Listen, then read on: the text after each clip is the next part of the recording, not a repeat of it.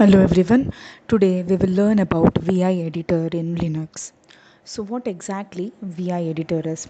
See, when it comes to other operating systems, for example Windows, we use Notepad. Okay, so this Notepad is nothing but the editor in which we try to insert our datas and edit it. Similarly, when it comes to Linux or Unix, they have a editor by default available called as VI editor.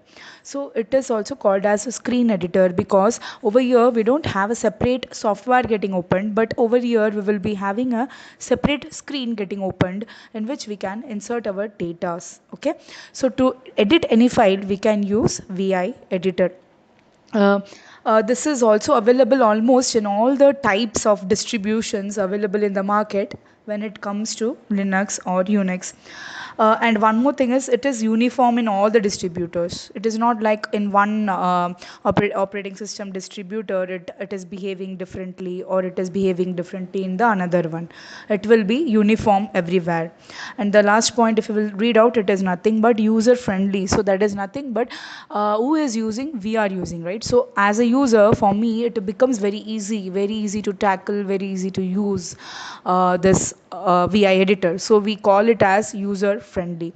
And also one more thing that you need to understand is there is one more thing called as VIM. So VIM is a improved version of your VI editor. We say na Notepad plus plus is improved version of Notepad, like that we can say, right? So similarly, when it comes to this Linux, we are having a improved version of VI called as VIM. Okay, it uses many internal commands to edit data. See, now when we enter into VI, we may come across the situation where I want to edit it. Okay, so to do that, they are providing a separate commands for VI.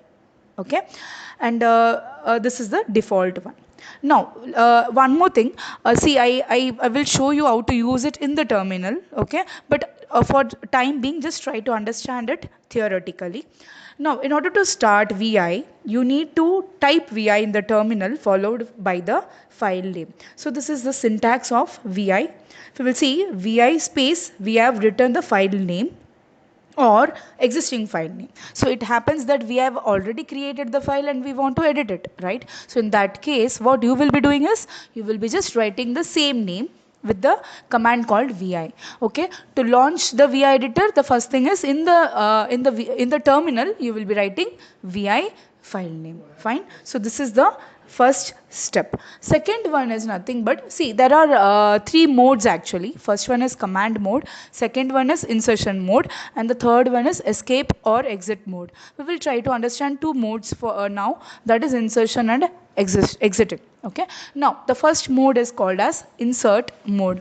This mode is for inserting text in the file. See, till now we launched it, right? We opened vi, but what about writing into it, inserting into it? So to do that, you need to switch to the insert mode by pressing the button I in the keyboard. Okay, once you are in the insert mode, any key you will type will be taken as a working key to type it. Okay, so that is the insertion. Now second part is nothing but the quitting part. That is nothing but I want to come out of my vi editor. So to do that, we may face many situations. Now for example, if I want to come out of I want to save, for example I want to save my data. Okay, so when it comes to Windows, what we do, we press Control S, right?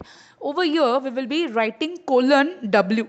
So that is nothing but it is helping you to save the content. And Q is for, as soon as you will type colon, it will automatically switch into the command insertion mode. So it will take the command from you and it will behave accordingly. Now if I am typing the :Q, what it is doing, it is quitting the file. And Q along with asterisk symbol will do what? It will discard any changes that you have done. And last one is W and then Q. So what it will do is it will quit and save. Sorry, save and then quit, I can say like that. So that is nothing but first it will save the data and then it will quit, like that. Okay, so this is about theory. First, I hope you understood theoretically. Now we will try to file name. Before that, we need to type the command vi. Okay, let me create the file name as employee emp. So I want to create a file called emp. So vi emp Fine. Now as soon as I will enter, see this tilde symbol are nothing but the multiple lines. But if you will try to click on the keyboard buttons, it will not work.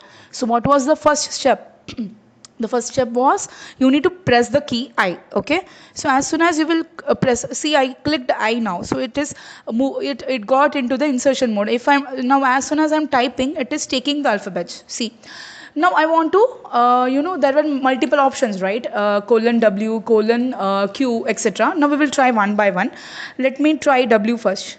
Go into the as soon as I will click on colon, it will go into the last line. Just see, just a second. Now as soon as I will click, sorry, I didn't press alt button. Now it needs to go. See, as soon as I clicked on colon, it went to the last line. Now as soon as I will click W, it will take it as, see, EMP5L for 41C. That is nothing but it is telling you that it has saved the data. Now I want to come out of it. Let me use WQ together so that I can save and quit. Fine. So again I need to press alt and then colon WQ. Fine. So this is nothing but I came out of VI. Now if you will notice, we have saved it, right? We have saved the data. Now if I will rewrite the same VI EMP, it should not show me the empty file. It must have the content with it. Okay, let me click on enter. See, it is showing me the data in it. So this is all about VI editor. Thanks for watching. Do subscribe my channel.